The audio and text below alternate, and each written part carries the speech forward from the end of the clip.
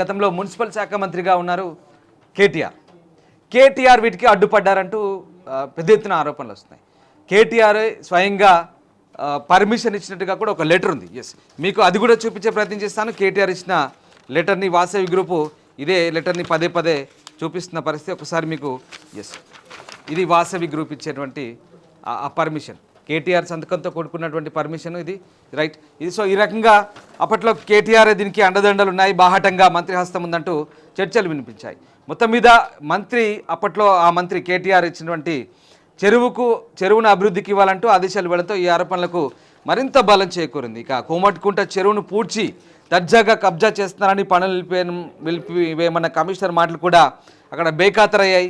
యథేచ్ఛగా నిర్మాణాలు కొనసాగిస్తూ నిర్మాణాలు చేపట్టారు. ఆ భారీ నిర్మాణాలు హెచ్ఎండిఏ అభ్యంతరాలున్నా, ఇరిగేషన్ అధికారులు ఎన్ఓసి వెనక్కి తీసుకున్నా, ఎన్ని ఆబ్జెక్షన్స్ వచ్చినా కూడా చివరాఖరికి కేటీఆర్ ఒక మాట చెప్పడంతోనే మళ్ళీ ఆ నిర్మాణాలన్నీ జరిగాయి, యథేచ్ఛగా జరిగాయి. దీనికి సంబంధించి స్థానికులైతే చాలాసార్లు ప్రజలు అభ్యంతరాలు ఆవేదన వ్యక్తం చేసిన పరిస్థితి. అయినా సామాన్య ప్రజల గోడు వినే పరిస్థితి అక్కడ ఇవ్వలేడు. సామాన్య ప్రజలకు ఈ నిబంధనలకు విరుద్ధంగా నిర్మాణాలు చేస్తే మున్సిపల్, పోలీస్, టాస్క్ ఫోర్స్ అధికారులంతా కూడా తక్షణమే కూల్చివేస్తారు సామాన్యులైతే కనుక. కానీ ఇక్కడ బడా సంస్థలు, బడా బాబులు, ఇక్కడ మంత్రి అండదండలు స్వయంగా ఉన్న పరిస్థితి.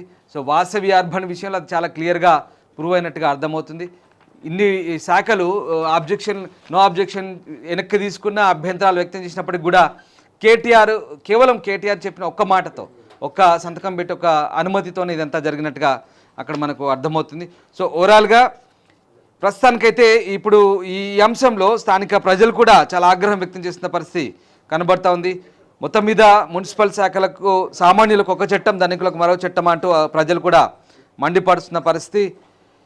చెరువుల పాలిట ఈ విజయ్ కుమార్ ఎవరైతే ఉన్నారో ఆయనపై ప్రభుత్వం చర్యలు చేపట్టకుండా ఉండడం, చర్యలు తీసుకోవాల్సిన అప్పటి మున్సిపల్ మంత్రి, అభివృద్ధి పేరుతో కబ్జాలకు పాల్పడుతున్న వాసవి అర్బన్ సంస్థ బాధ్యుడు ఈ విజయ్ కుమార్ సంబంధించినటువంటి అంశంలో ఆయన వెన్నుదన్ను ఉండడం అనేది, ప్రోత్సహించడం అనేది ఇక్కడ చాలా క్లియర్గా కనిపిస్తోంది.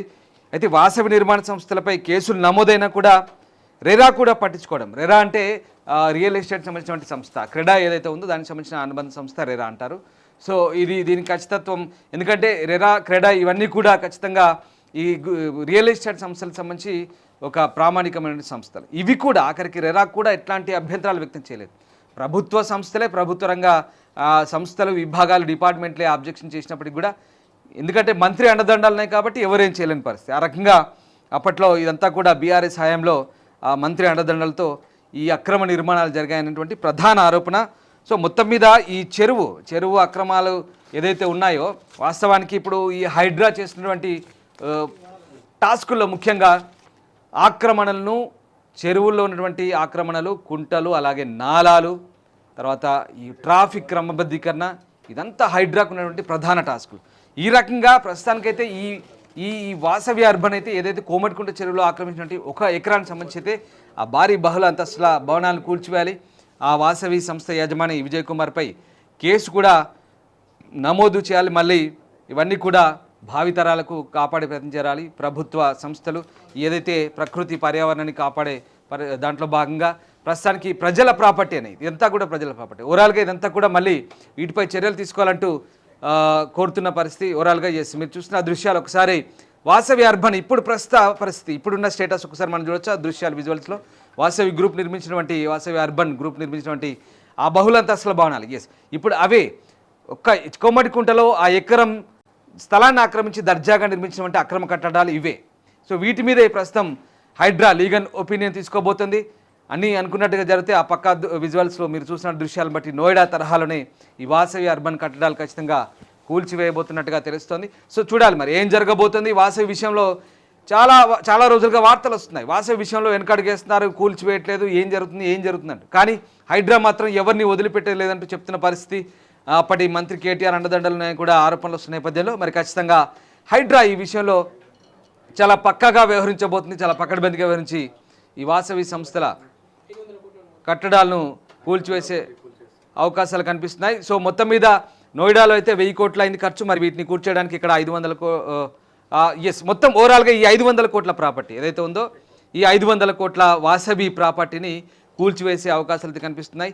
ఏదేమైనప్పటికీ కూడా అతని నిర్మాణానికి 500 కోట్లు కావచ్చు కాక లేదంటే 1000 కోట్లు కావచ్చు. అది ఆ పెట్టుబడి అక్రమ స్థలంలో నిర్మించినటువంటి పెట్టుబడి. అది ఆయన తలనొప్పి. కానీ ఇక్కడ సామాన్య ప్రజలకు చాలా ఇబ్బందులు ఉన్నాయి. ఎట్ ద సేమ్ టైం ఇది ప్రభుత్వ స్థలము, చెరువు స్థలము, పర్యావరణాన్ని రక్షించాలి. ఏదేమైనా ప్రభుత్వం ఆ హైడ్రా కూడా ఇవన్నీ కూడా ఏవి పరిగణలోకి తీసుకోదు, ఏది లెక్క చేయదు. ఖచ్చితంగా వీటిని కూల్చివేసేందుకే ముందడుగు వేసే అవకాశాలు కనిపిస్తాయి. అసలైన తొలి వెలుగు. ఫాలో వాట్సాప్ @తొలి వెలుగు official.